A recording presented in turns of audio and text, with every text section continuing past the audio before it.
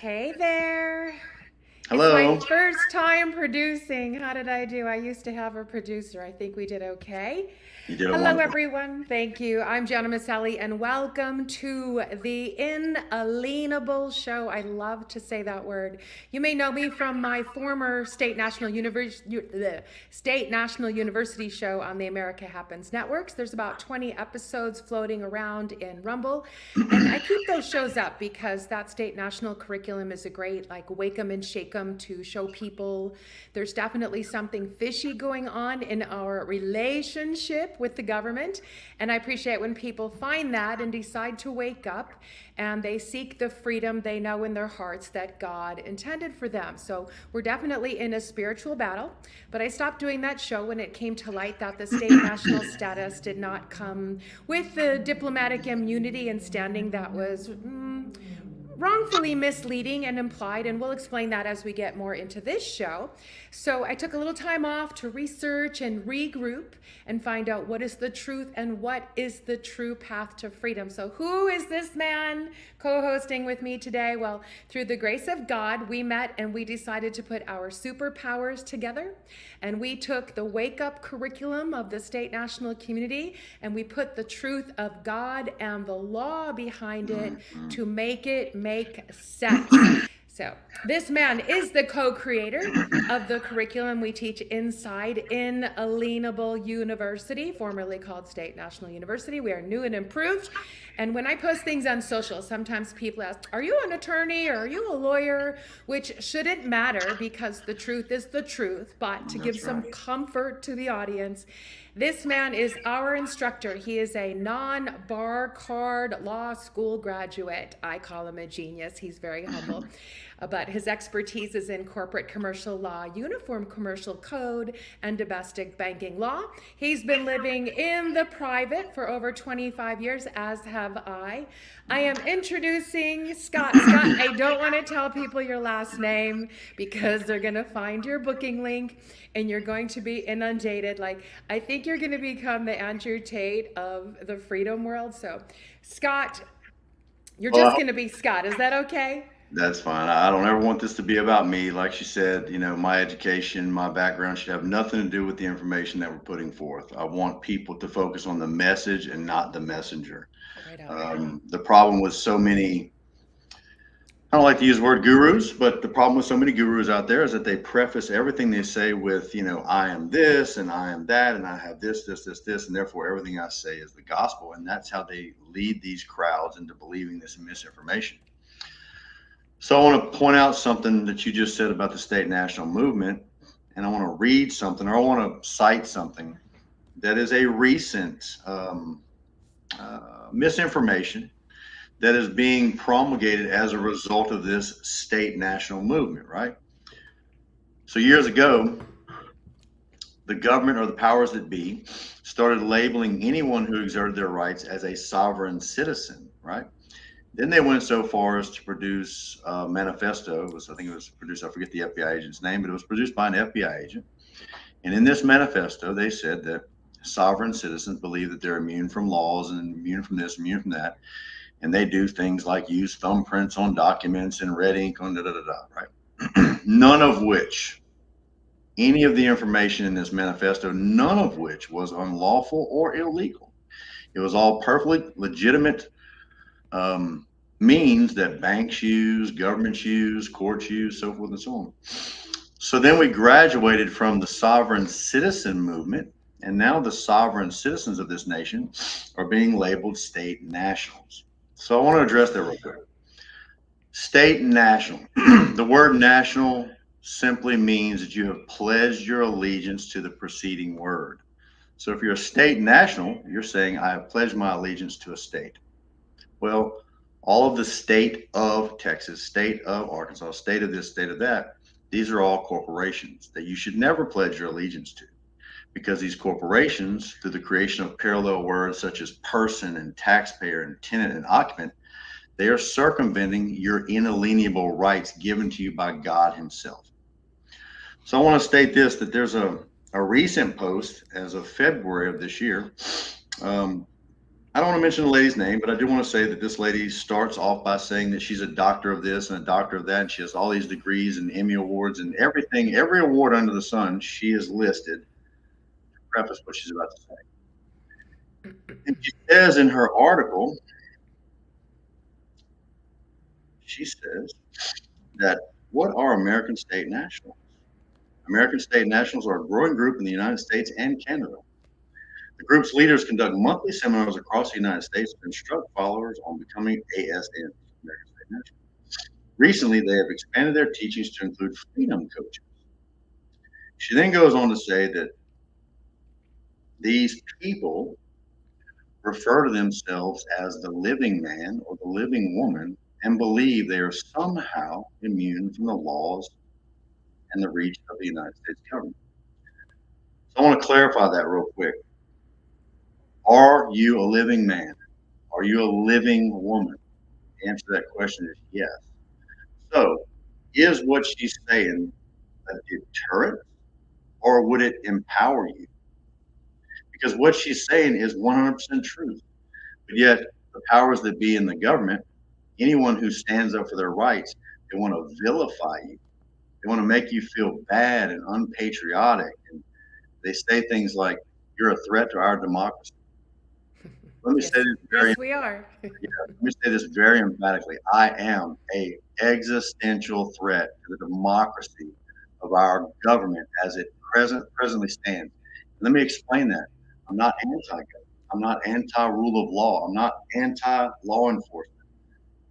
I think we have a need for all those. However, I am vehemently against the government as it stands in its present form because it relies on deceptive practices, fraud, theft by fraud. Its very existence is predicated on the fact that it can deceive you or it will deceive you into giving up your inalienable rights. The next thing I want to address is this. Our churches. All of our churches, according to the Word of God, the church is the most powerful force on the planet. Our world was never intended to be ruled by secular governments. All through the Bible, you see where our world was intended to be ruled by the churches, by men of God who had the passion and the instruction and the heart of God, the creator of the universe, the Father of our Lord Jesus Christ. What's happened over the last 100 years or so is our government has started producing propaganda. They've started producing propaganda for the need to incorporate, purchase an LLC, become a 501c3 entity through the IRS. I want you to think about these things for a minute. A church, the house of God Almighty, is now expected to go to the government and say, hey, I want to do business. Can I please have an LLC? Can I please have an incorporation? Then they go to the IRS and they say, can we please have your permission not to pay taxes? Now think about that in and of itself. Why would you go to a government entity and say, hey, can I have permission not to pay taxes? Why don't you just not pay taxes? So what's happening, 99% of the churches in this nation are all incorporated through LLCs, C Corps, what have you. They're all registered with the IRS as a 501c3 company. And in doing so, they have placed themselves under the authority of the state. So when that happens, all of these churches, they've actually surrendered their rights. Okay. And so I want to read you something that I recently wrote. Did you know the majority of our churches are actually run by the government? Sounds crazy, right? Well, consider this. The majority of churches in America are incorporated through the state and registered with the IRS as 501c3 entities. In doing so, our churches have placed themselves under the state's authority and surrendered the right to be separate from government. Now keep that in mind.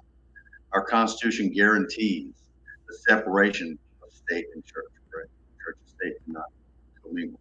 This is why our courthouses have removed the 10 Commandments from all the courthouse steps. This is why the government is constantly pushing, you can't speak the name of Jesus in public. Well, why can't you speak the name of Jesus? Because it's the most powerful name in the universe, and they know it. This is why the government can close churches and arrest pastors who preach during a pandemic. With that in mind, now ask yourself these two questions. Why are our churches submitting to the authority of a worldly government that defends atrocities such as abortion? And since when did God need permission from a secular government to open and operate his house? It's time for the church to rise up and stop being submissive to a government that spits in the face of God. I say all that unapologetically.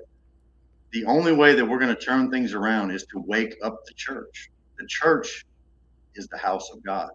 The children of the church are the children of God, the creator of the universe, the heavens and the earth, the Father of Lord Jesus Christ. There's no more powerful force on earth. So part of our agenda with this Alienable show is to reach out to the churches, not in a condemning manner, because we've all been taken advantage of by this propaganda that's out there, but in a partnership to expose the need or the not the needs for LLCs and C corps. These churches should be operating independently of all government. If they want to be separate from government, they should never get in bed with the government. So I said all that to say this. If you start to boil everything down and compartmentalize it, you will see clear and convincing evidence that if you want to find the truth, all you need to do is look at the fingers that the government is pointing at you, because those fingers that they're pointing at you are telling you exactly what they're doing. You're a sovereign citizen. You're lawless, they say. Well, let's think about that for a second. What's the supreme law of this country? It's the United States Constitution. It's the original Constitution. So if that's the supreme law of this land, but yet they are finding ways to circumvent that through the creation of parallel words, who's the lawless one? Right. So in the Bible, it says that in the end days that good will become evil and evil will become good, and everything's going to flip upside down. And that's exactly what you're watching go on.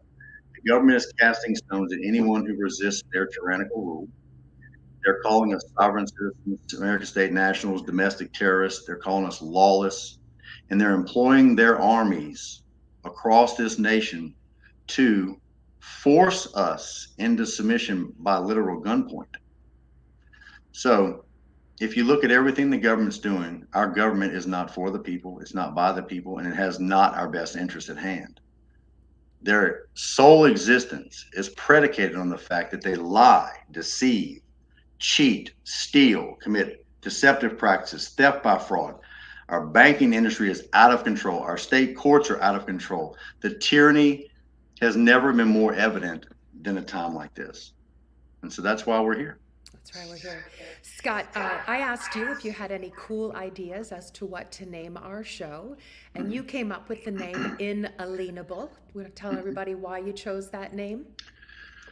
Well, when Gianna, she texted me and we were talking about this show, and of course I pray about everything. And as I'm praying about it, the name inalienable just jumps out of the Constitution. I realized the word inalienable is the most overlooked word in our Constitution, and yet it's the most powerful word in our Constitution.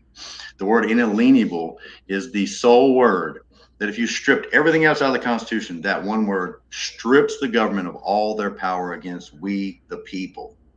It's also the word that makes a direct connection between us and our Creator. We are all endowed with certain inalienable rights given to us by our Creator, right? But yet our government pushes aside that word inalienable, starting with the 14th Amendment. They started declaring everyone to be persons. They found ways to circumvent those rights, making us all persons, which is a parallel word to God's words, by the way. The Bible uses words like men, women, man, woman, human, right? People. The government uses words like person, taxpayer, tenant, occupant. So they started pushing aside our inalienable rights, and they are forever elevating themselves above the God of heaven, because the natural hierarchy in the Bible is God, man, government.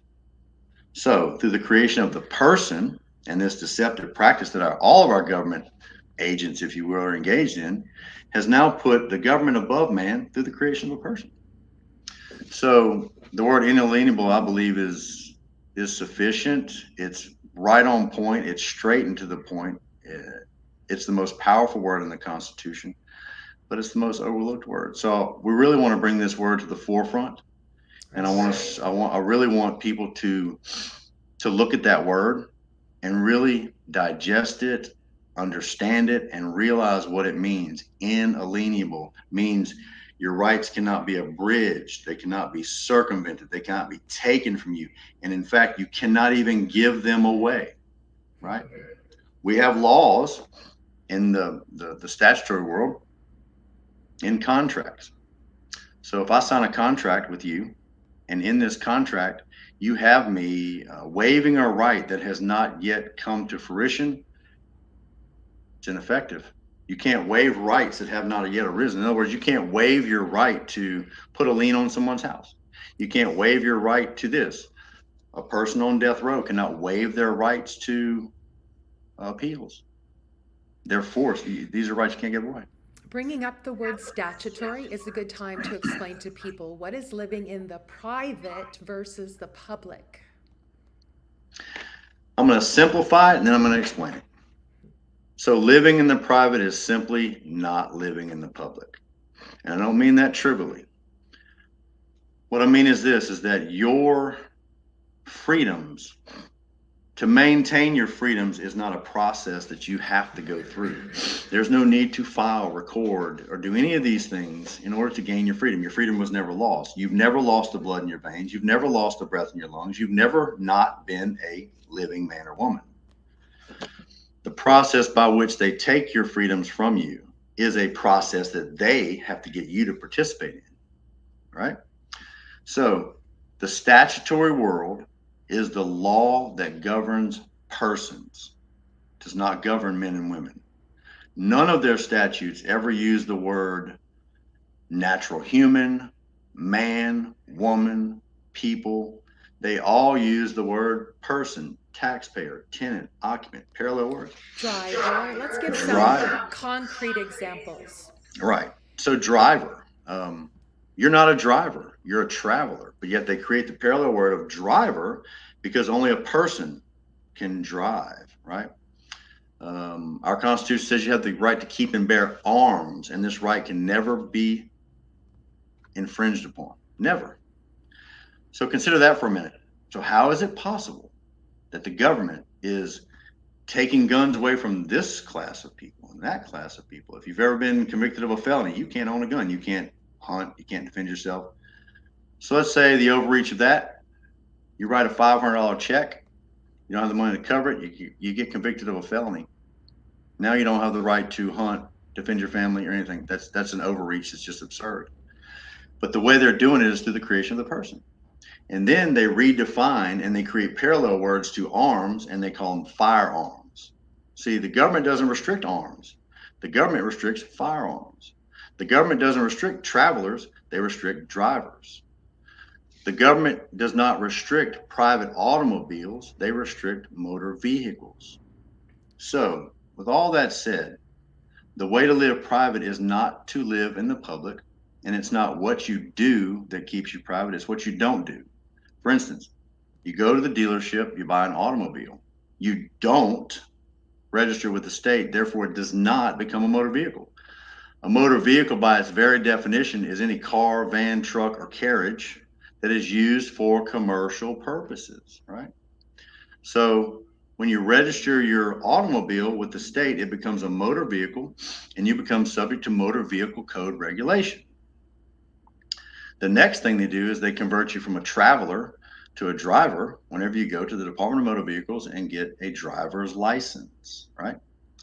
So any license that you acquire from the state is nothing more than permission to do something that's illegal. And I say that and explain it like this. Before you get a driver's license, the state says it's illegal for you to drive. But once you get that license, now all of a sudden it's legal. But what has changed? Nothing except for the fact that you gave the state money and you bought their driver's license. Let me tell you an interesting story. Can you put your headphones on? I'm hearing echo. I don't know if it's recording though. Are your headphones nearby? Yeah. Okay. Sorry, I know you're in a flow. But we're going to try to do well here.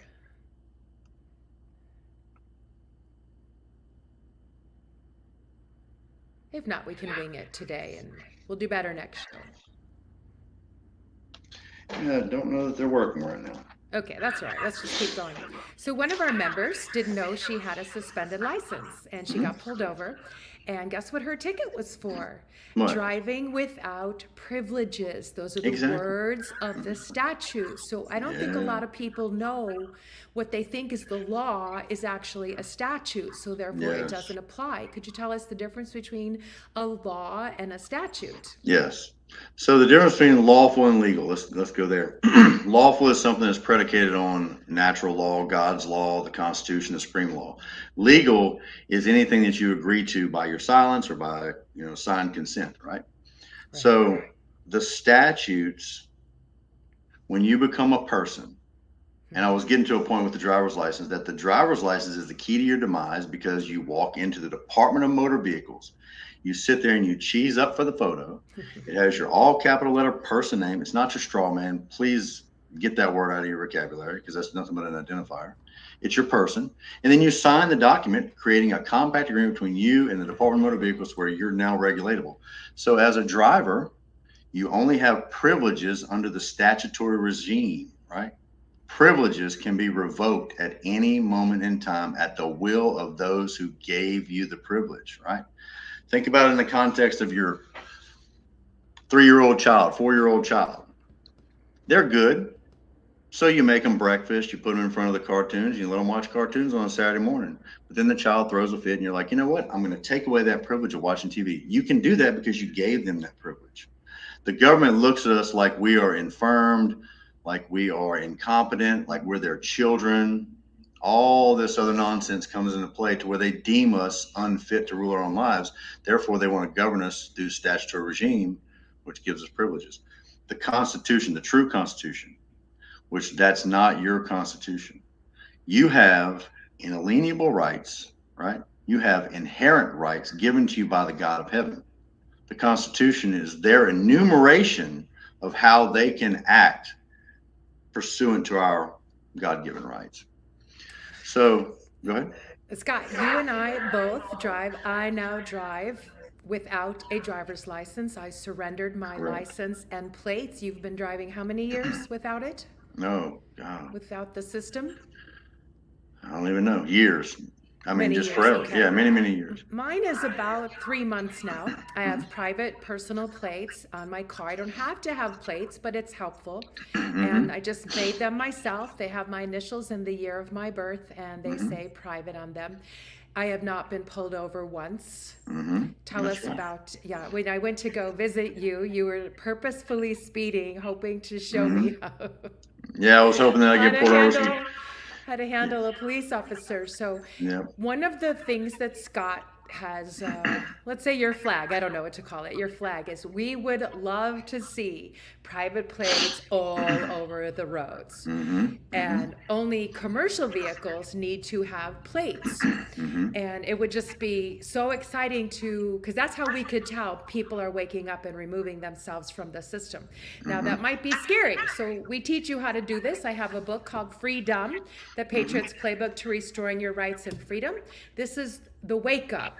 This is not the test. So to teach you the steps, like you can't just go and give up your driver's license without knowing how to stand. You might get pulled over. You'll probably someday get pulled over. How are you going to handle the police officer at the window? Do you want to talk about that before I show them my $1 million idea here? I do. It's one of your favorite things. Yes. So everything that I teach, every curriculum that we have available is something that I have lived personally through firsthand experience. From surrendering the driver's license, years ago when I did all this, I was the guy white knuckling my steering wheel on the side of the road, waiting for this cop to either A, drag me out of my truck and beat me half to death, or B, he did what I thought he was going to do and he let me go. And I thought, wait a minute, that worked. So therefore I started building confidence. The majority of what I've learned was not taught to me in law school. Law school was invaluable, but they don't teach it because they teach you statutory protocol now. So let's say you get to the point where you're like, I want to surrender my driver's license. Well, every Department of Motor Vehicle has a form in their department where you can voluntarily surrender your license. So that in and of itself tells you the secret behind it. Why would they have that form if it was a requirement and if you were going to be a criminal if you drove without a license? Secondly, the Supreme Court of the United States. Now, all these lower courts can't stand the Supreme Court. That's repugnant to their way of life. It takes away their power, but they're going to abide by it whether they like it or not. The Supreme Court has emphatically said over and over again, you do not need a license to drive your private automobile, that the state cannot convert your right into a privilege and enforce you to buy a license. All of that is repugnant. So you get to the point you want to turn over your license. You get to the point to where you want to go surrender your plates, which that's how you get an allodial title or a private title to your automobile, is you go turn in the plates and you terminate the registration. Again, that's common practice. If it wasn't so, why would they allow you to do it? So you've got your plate, you've got your no driver's license, you got your private ID, whatever. You're not even required to provide a police officer a picture ID. The law only requires that if you are under reasonable suspicion of committing a crime, you have to identify yourself only after you've been placed under arrest. So a cop pulls you over, he comes up to the window, he says, you know why I pulled you over? First of all, he's just making small talk because he's trying to get information. So you don't need to answer that question. But people do. Right. Everybody wants to, because they think cooperating with a police officer is the way to go. Yes, I was speeding. Let me say this. My own flesh and blood son was a deputy sheriff for 12 years. So I say this not in disrespect for law enforcement, but I say this out of sheer fact. That police officer is there to gain jurisdiction over you. He is there to harm you. He is there to gain evidence that he can then use against you in a court of law. Hence, the reason why they say everything you say can and will be used against you in a court of law. They mean it. So when a police officer approaches the window, do you know why I pulled you over? You don't have to answer that. He's going to tell you, well, I pulled you over for speeding. First of all, that's not a crime. So let me kind of touch on the constitutional aspect of this, or the constitutional fallacy of this. The 13th Amendment to our Constitution, to their Constitution, says that no one can be subjected to involuntary servitude without first being convicted of a crime. So most people say, well, speeding is a crime. Well, no, it's not. Because if you go on further and I describe the law as a 50-piece jigsaw puzzle. If you got one or two pieces, great. You can sound intelligent. But you have to have all 50 pieces put together in order to be effective. So you define the word crime, and it states that a crime is the actions of one man or woman that cause the loss, damage, destruction to another man or woman. There has to be a verifiable victim. The state can never be a victim because it hasn't lost anything by you doing 7 miles over the speed limit. So when the police officer pulls you over, has he impeded your movement? Yes. The Supreme Court says that any impediment of your movement, no matter how slight, is considered an arrest. So therefore, the officer has arrested you. Therefore, he has subjected you to involuntary servitude without first being convicted of a crime. So now who's the lawless one? You or him? The answer is obvious. So from that point on, the officer says, let me see your license and registration. I don't have any of that. Well, you have to have license and registration, he'll say. No, I don't. Yes, you do, state law. No, I don't. You just continue to maintain. No, I don't. So you tell him, I'm going to exert my right to remain silent. I'm also going to not incriminate myself. And then you ask the officer, are you going to accost me, arrest me, intrude into my private automobile? Are you going to harm me in any way, shape, or form as a result of me invoking my rights? And if he says yes, put a big smile on your face because you're about to be a millionaire.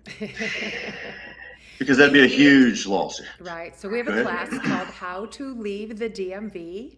Mm-hmm. And in that class, we give you the actual step-by-step, like 5th grade step-by-step instructions on how to turn in these things.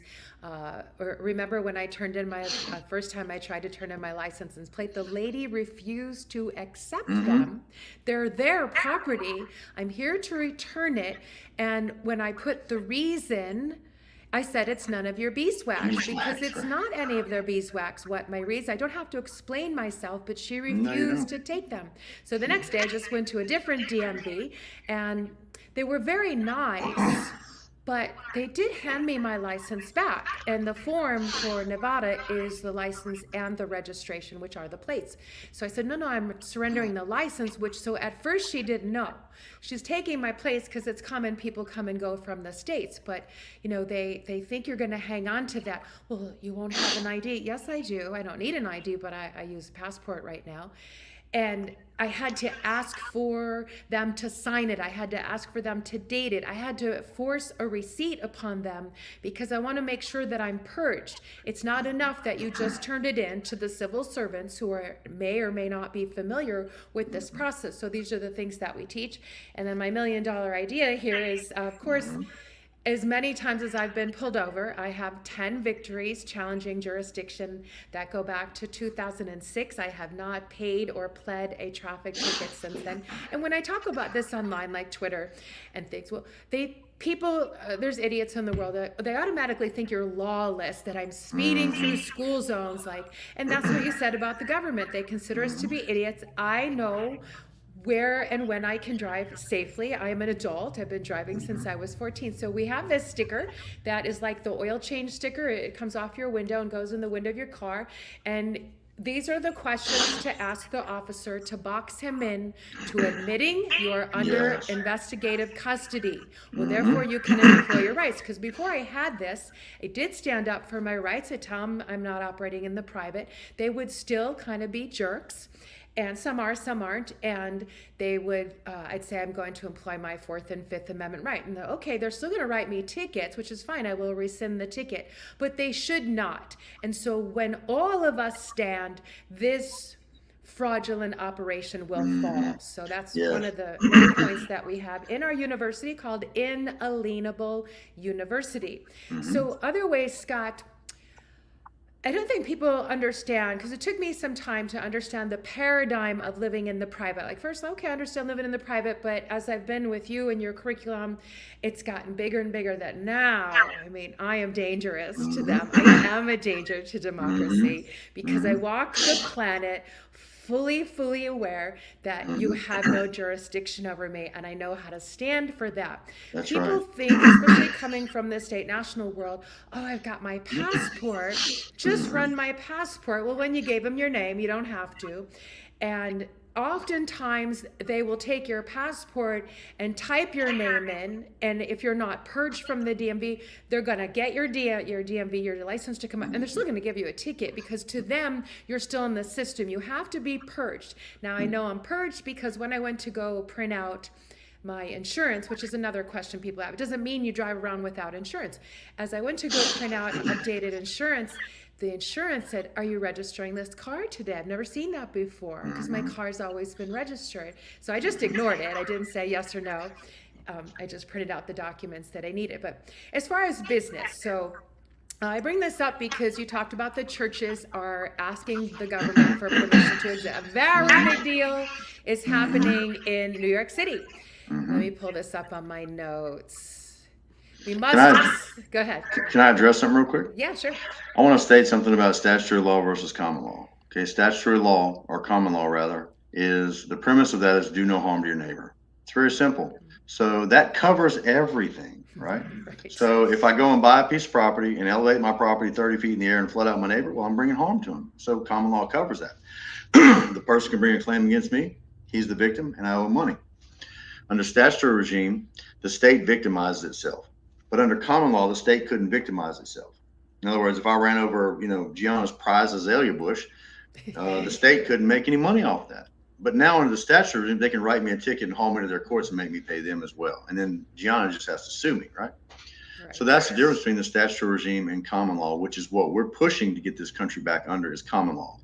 Because none of what I teach, none of our curriculum ever encourages lawlessness, ever encourages to bring harm to anyone.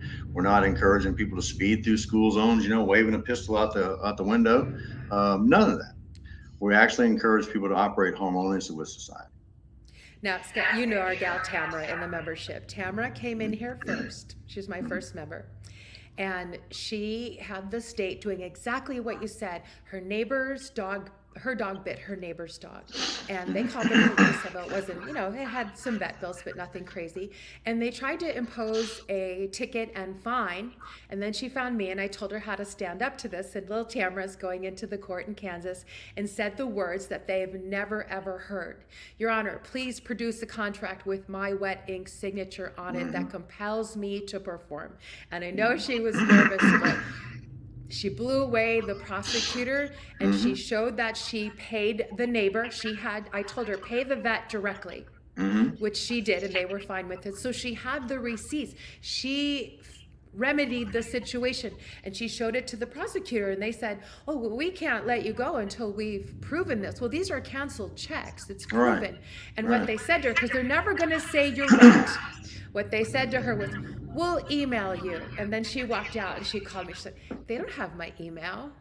No. So that's another thing. They're never going to tell you right. Okay, let me get to the pizza story, because it's very similar to the church situation you brought up.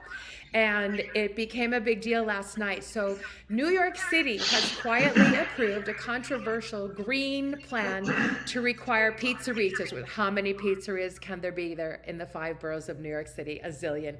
And matzah bakeries, they're making them remove their old wood and coal-fired stoves to cut smoky pollutants. So where does this come from? Because the general public, oh, it's a law, I gotta obey the law, And so there's a guy that posted it, and I told him the pizza parlors, the pizza restaurants can put themselves in a PMA. True or not true? True. 100% Absolutely. true. The PMA is the Private Members Association. And so what we teach you in Alienated University is how to go looking. Where do you look for jurisdiction? We don't just say, do this. We teach you how to think, and that's what's so brilliant about it. So I go and I look it up. And this is what it says. It's from the Department of Environmental Protection for New York State. Listen to this, Scott, you're going to die. Notice is hereby given pursuant to the authority vested in the Commissioner of the Department of Environmental Protection, blah, blah, blah, New York Administrative Code. That the Department of Environmental Protection has amended its rules. And so I brought this up, and you know what? The guy, there's some big shot guy. I'm going to say his name, Scott Lobato is his name. And he's in Mar-a-Lago tomorrow doing something with President Trump. So I said, why don't you go ask President Trump, Scott, does this Supreme Court ruling apply to this situation? West Virginia versus EPA. That is where they said that a regulatory association, it's a corporation, they can't tell people what to do. They can't impose regulations on us. Let me tell you why. So here's how they gain their jurisdiction, and it's so simple, it's going to make your hair hurt. When you go to the state, to the Secretary of State, and you say, hey, can I buy one of your LLCs? And they go, sure. So what you're doing is you're listing yourself as a subsidiary of the state. So therefore, you're under the regulation of the state. It's really simple. That's how they gain their jurisdiction. Excuse me. So all these pizzerias that are incorporated LLCs or what have you, that's how they can put out these codes and these rules and these statutes, because these are the laws of persons. Keep in mind, a person is a corporation, entity, trust, et cetera, et cetera. So the Supreme Court, if they put out a ruling, you have to pay attention to the wording in these rulings. The Supreme Court is the only true common law court in this country, right? All law should be vested in one Supreme Court of the United States, and inferior courts is appointed by Congress. Therefore, all state courts are illegitimate, right? None of them are appointed by Congress. So they'll put out these rulings, and you'll be like, wait a minute, that's contradictory. But it's not, because the Supreme Court will put out rulings pertaining to persons. Like, they understand the commercial world out there, and they'll put out rulings pertaining to commercial means and things. Then they'll put out all these other rulings pertaining to men and women. You just have to look at the wording of these rulings.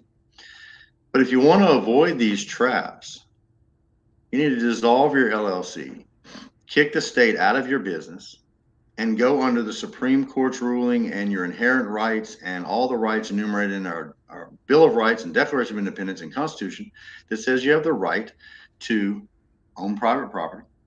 You have the right to conduct private economic activity. One of my favorite sentences. Private economic activity. Private. means not public. Okay. So anything in the public can regulate, the public can tax. Anything in the private, the public can't even see it. So form yourself a PMA. Stop operating in the public, and this is the way you operate in the private. And I know I keep saying that over and over again. It sounds trivial, but I cannot stress enough how simple your freedoms are. Your freedoms are not found in filing and recording anything with any government agency on this planet.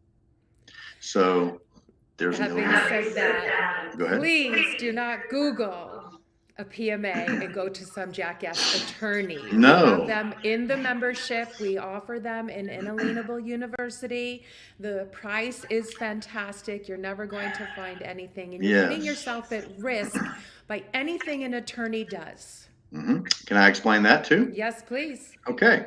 So what is an attorney? An attorney is what? Licensed by the Bar Association of the state. Therefore, he's licensed by the state. So therefore, he's a subsidiary of the state. But the most damning thing about an attorney who's licensed through the bar is they're an officer of the court. Okay. So you can go to an attorney, you can draw up a private trust, you can do all these nice, warm, fuzzy things with an attorney, and the attorney can say, well, I'm not going to file and record this. We're going to keep it private. Well, that's complete nonsense, hogwash.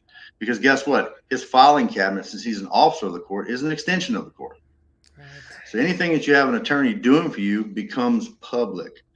So there's no such thing as an attorney drawing up a private trust. There's no such thing as an attorney drawing up a PMA.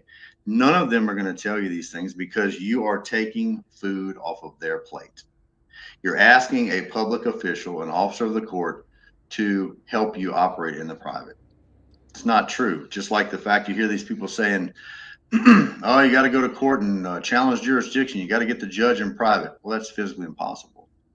How are you going to get a person, a natural person sitting there as a public official who's in the public? How are you going to get them in the private? It's just not possible. I scream this all over Twitter, challenge jurisdiction. People think I'm an idiot, and I don't care. I'm very strong because I know what I am. I have 10 victories, 10 times. That's right. I have challenged on paper. Don't go to the courthouse. Thank you. It's my court as a free woman. And a lot of people get complicated. They think that these papers, they have documents. I have papers. That the papers have to be in a certain way. Now we make them nice, presentable, kind of almost sort of like legal papers, but they don't have to be perfect, because I'm not legally trained, and they have to honor that for us. So people get in fights on Twitter. Okay, let me bring up this one really important. We were going to do the show last week and we never got. So a week or two, I'm sure you saw this in the news. Journalist Steve Baker turned himself into the FBI field office in Dallas. He was at January 6th as a journalist, as a reporter, and when he first posted about it on X, he was posting everything as it happened to him, which was very nice and brave of him. He said he didn't know what the charges were, and so I thought, why would you be turning yourself in without knowing the charges? How could you even say, here, I'm going to come to your office, even though I've never seen a warrant? Yep, that's right. Let me give you a really silly analogy, right? So how many people watching right now believe in Santa Claus? Right? Nobody. Well, I mean, nobody in the adult world actually believes in Santa Claus. So why would you fly all the way to the North Pole to tell Santa Claus that you don't believe in him, right? The same goes for these courts. They operate in commerce. They can only see commercial entities. They cannot see and do business with natural men and women. But when you as a natural man or woman walk over the threshold of their courthouse, you have just acknowledged their existence and given them jurisdiction. I don't care what you go in there and say. I don't care if you go in there with a video of God himself saying whatever. They're not going to listen to you because you walked into their jurisdiction. Because the first rule of law is that ignorance is no excuse. All this is out there in black and white for you to go and obtain, right? So why, if you're a natural man or a natural woman, why would you waste your time going to their courts, right? Well, guess what they're going to do? When you don't appear in their courts, they're going to do what they call an attachment, okay? An attachment is a warrant for the arrest of person, the all capital letter name, and they're going to attach it to a driver's license. Can I get an amen as a plug to get rid of the driver's license? Okay, It's that is the key to your so demise. freeing. Okay, Yes. so his charges ended up being 2 of them were from 18 USC and 2 from 40 USC. Don't those only pertain to government employees? Yes. Yes. Yes. Yes. So he volunteered. And Yes. equity will not aid a volunteer. So he was charged. Doesn't matter what he's charged with. There's no jurisdiction. None. What's he going to do? He hired an attorney. An attorney walked him into the office and said, here, I'm answering for the person. Now, people don't think this is real. Here's a 7-page warrant that a friend of mine received. I said, let me see your warrant. Let me go through this. And I could not believe it. This is from the Jersey City Municipal Court, which has no meaning, administrative. Not only do they have my friend's address, like the street and number in Jersey, he lives in New York. Mm-hmm. The address is incorrect. Mm-hmm. It is not signed. There's an area where the person making a complaint against him told the story to a police officer, and they typed the story as they were told. And it says, under penalty of perjury, I'm signed. There's no signature. The police officer typed his name. Isn't Right. that wrong? Mm-hmm. And it goes throughout the whole thing. There's another section. So the complaint turns into a report, which turns into an affidavit of probable cause. Everything on here has no signature. It's Right. all to his person. And then even there's one page, maybe I misplaced it, that allegedly the judge signed, where they can pick him up like a crazy person would. I know I looked it up when I was going through this. They type a name on it where anyone who's not educated in how to read it, the lens to Right. read it, it looks like any cop can pick them up because he has this warrant out for just Jersey City. And Right. he didn't take it. He paid $10,000 to an attorney. He turned himself in, spent 3 days in his scumbag municipal jail. And you know what happened 3 months later? Oh, the district attorney let it go. Oh, yeah. After the detriment was done, of course. After it was done, after the lawyers aren't giving, the attorneys aren't giving your money back, and he spent 3 days in a scummy jail, and it's on the public record now. So that's what we mean in the public. Yes. You don't have to participate. No. And look, even let me say this, even the FBI. Okay, the FBI is a division of the United States. Google this. Anyone listening can Google this. Google United States Corporation and watch what pops up. The law specifically says the United States is a federal corporation, right? In the Uniform Commercial Code, it then says that the United States is located in the District of Columbia. So how is it possible that 350 million people live in that little bitty 10 by 10 square mile place? They don't, because the United States Corporation is domiciled in Washington, D.C. All their divisions are subdivisions of the corporation that can only do business with other corporations, persons, not real men and women. But through their trickery and deceit and play on words and deceptive practices, they've usurped all of our rights. They've usurped jurisdiction over men and women, and they do it every day. You walk right So into it. you walk right into it. That's right. And again, I'll say this again, the driver's license is the ultimate key to your demise. You don't need it for anything. Well, let's elaborate a little.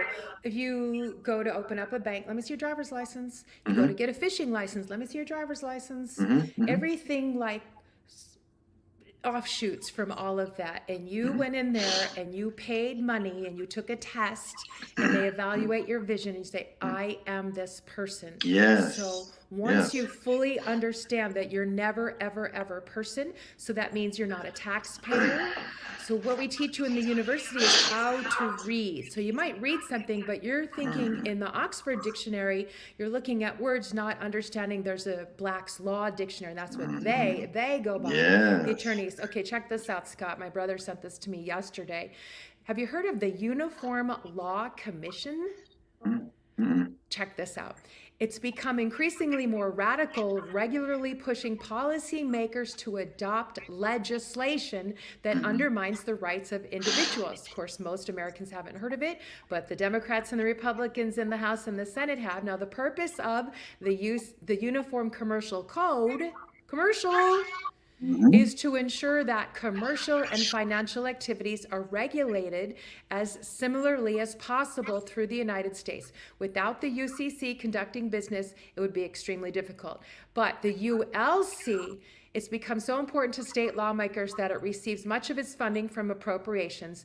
And what it's doing, like under the public health emergency, governors would give the governors rights to seize control of every part of their citizens' lives. They could, for instance, regulate zoning, operation, commandeering, management, use of buildings, shelters, facilities, just like they did for COVID. But they're ramping up their efforts to make it worse because a lot of people finally had enough and said no thank you. And when people wonder, how did I get into this? Well, I moved from New York to Florida. It's the day they said 2 weeks to stop the spread, we're going to wear a mask. You're going to close your business? What are you talking about? So I started to research, and here I am today. I've got a book. We've got a book, The Patriots Playbook to Restoring Your Rights and Freedom. It's a 200-page book. And we give you got your sticker on how to stand up at the car. We've got 9 minutes left. Scott, what else would you like to touch on?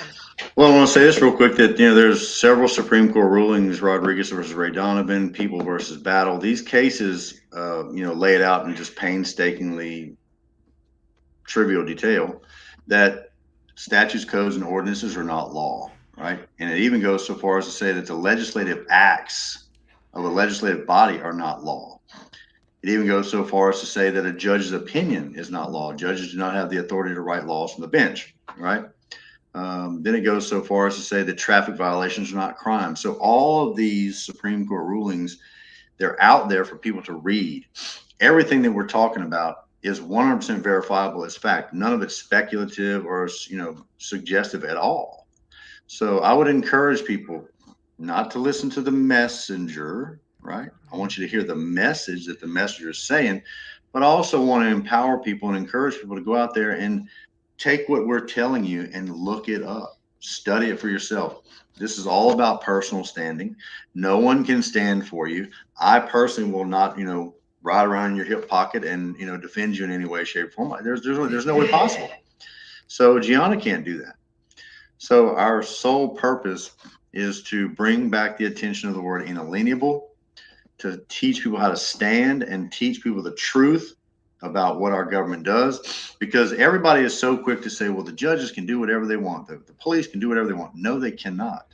There is an absolute methodical method to what they do, and they have to follow it to the letter. And if they don't gain their jurisdiction, and they can't overstep your rights. People say things like, of course, they see it on YouTube and TikTok and things like that. Oh, I saw this sovereign citizen. Yeah, they're in court. Right. They acquiesce to jurisdiction. Whenever someone tried to stand and they failed, they didn't truly understand how to stand. So, so Scott says, go look up all these things. Well, you don't have to look everything up. We have a Supreme Court area inside Inalienable University. And every time Scott brings up something, we go live on Zoom on Monday. So you can bring your questions to a forum just like this. We have hundreds of members already having success. If you go to inalienable.university right now, you get a 3-day free trial. You come in, look around. We start off teaching you what it means to live in the private, because until you fully understand that, you would not understand the documents. We teach you how to think, how to research, and it's all been done for you. We don't throw you out there to wing it. So we've got people fighting fraudulent loans, traffic citations. There's one of my members who I love so much. Bill is probably a 71 or 72-year-old man. He's so amazing. When he first came in, he didn't know anything. He didn't know how to Google. Sometimes people don't know what a domain name is or a URL. He didn't know how to maneuver. I mean, we do operate online. We do ask that you have a computer. You can access it from your phone and tablet. But when you need to do tasks, you need to type and do things. And Bill has been so amazing. So I was going to send you this screenshot because Bill turned in his license, 71 years old. Yeah, good for him. He still wants out of the system. He wants to stand up for his rights. He's not just sitting back like, oh, okay, I'm older now. Driving on his personally designed license plate as per my guidance, and he got the sticker. He's got Very the sticker good in the window. So very good. This is our winning. Like, we are so happy when we see these sort of testimonials, and we have lots of testimonials on the website at inalienable.university. Another thing that I was with, one of our members came to town on Saturday. I went to dinner with them. And one point that the wife brought up is that there's many so-called freedom websites out there. And number one, you don't even know who owns them. Right. You don't know who wrote the curriculum. You don't know what their experience is. Like Scott said before, everything we've done. So we still have like 5 minutes to kill. I did not know. I've been living in the private for the most part. When I became self-employed in 2002, I did not get a business license. What I was doing, I was supposed to go to school for 9 months and pay $20,000 and then take a test so the state could give me a license. The first time a woman came to my house and gave me a deposit for $1,000 for my services in my living room, no business license, no LLC. You couldn't Google me at the time, but we had private economic activity. She trusted that I could get it done. I had her sign a con. You gave me this amount of money. This is what I'm going to do. And it never, ever bothered me. I conduct my life through a personal checking account. I keep all of my money. People think this is impossible. And you can terminate. We got to do a whole show on the IRS next time. But well, I was about to say something real quick about that, is that the next time somebody says to you, you're being unpatriotic, and, if you stop contributing, the country's going to fold. That's nonsense. Because prior to 1912, before the enactment of the Federal Reserve Act and the IRS, we were a thriving nation. We had bridges, we had infrastructure, we had everything we needed without all that. The IRS exists only to support the Federal Reserve System, period. And we'll go more into that later. Yeah, we can have a vote. That's our number one class. Number two class is Social Security. You can terminate your contributions to Social Security and request all your money back. We're in the process of that. Our DMV class, and then I say our mortgage class is number 4. But we have like 12 classes. We teach you how to keep your child out of the matrix. We refer to it all as the matrix. So, Scott, I thought this was amazing. Our first time together. We had no production meeting. No production meeting. We just no preparation. I have notes. So what we want to do here is, I'm always going to see what's the hot topic of what's culture in the news, like that guy getting arrested, the journalist that turned himself in. And I want to end on this note real quick. For the love of God, do not educate yourself with TikTok, Facebook, or the MSM, the mainstream media. All of that can be manipulated. None of that is factual. And, there's so much propaganda that is spread through these platforms. So, sure, watch TikTok. I solemnly swear I am not a paid government shill. That's right. That's right. And I mean, just think for yourself, because that's how they force all this propaganda through these platforms. We want to wake you up. Thank you so much, Scott. We're keeping your last name secret. Otherwise, you're going to get inundated. We will see you next week, same time, same channel. Absolutely.